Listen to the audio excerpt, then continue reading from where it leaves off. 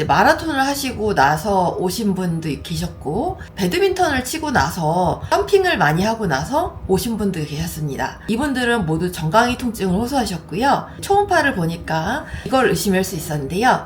이거의 이름은 바로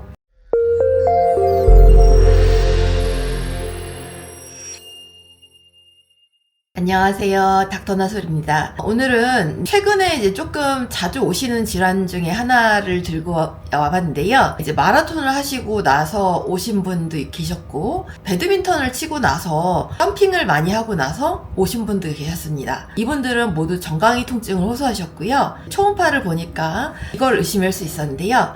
이거의 이름은 바로 신스플린트 증후군입니다. 신이라는 거는 SHIN, 정강이를 뜻하고요. 신스플린트 증후군은 그러니까 정강이 통증 증후군 뭐 이렇게 해석될 수 있었는데, 다른 이름으로는 메디알 TBR 스트레스 신드롬, 그래서 내측 경골 스트레스 증후군 이렇게 부르기도 합니다. 이름에서 보시다시피 내측 경골에 이제 잘 발생하는 질환이고요. 경골이라는 뼈가 이렇게 있다고 하면은 아래 3분의 1 지점에서 많이 발생합니다. 종아리 통증을 호소하시는 분, 정강이 통증을 호소하시는 분의 한 12에서 18%는 이 질환이 담당을 한다고 생각할 정도로 비교적 흔한 질환이에요. 남자보다는 여자에게 많이 발생한다고 하고 있는데, 실제로 외래에서 보면 남자들이 되게 많이 오세요.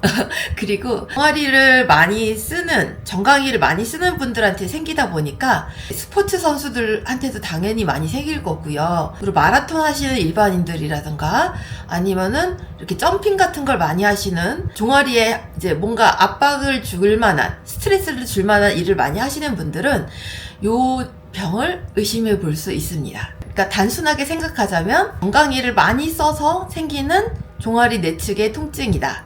이거를 뭉뚱그려서 이제 신스플린트 증후군이라고 부른다.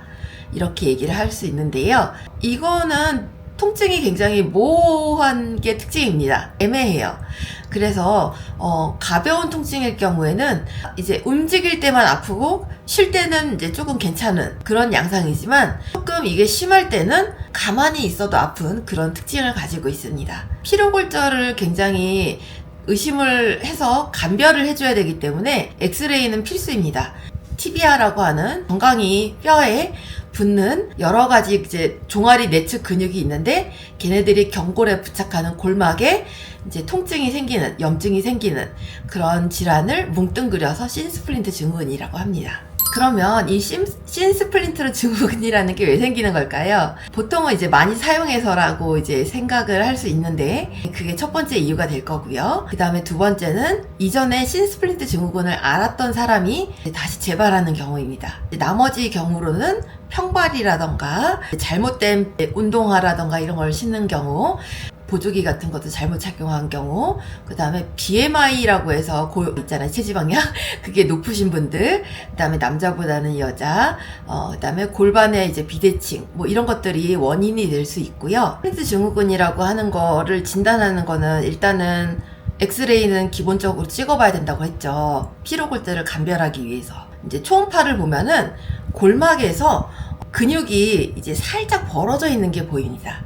요 소견 같은 경우는 이제 초음파에서 보이기도 하고 안 보이기도 하는데, 요 소견이 보이면은 이 신스플린트 증후군을 많이 의심할 수 있고요. 그리고 MRI 같은 것도 당연히 도움이 될 수 있습니다. 이제 치료는 어떻게 되는 걸까요? 이거는 이제 많이 써서 생긴 거기 때문에, 스포츠 질환 중에 하나이기 때문에 프라이스라고 하는 이제 요법이 가장 많이 쓰입니다.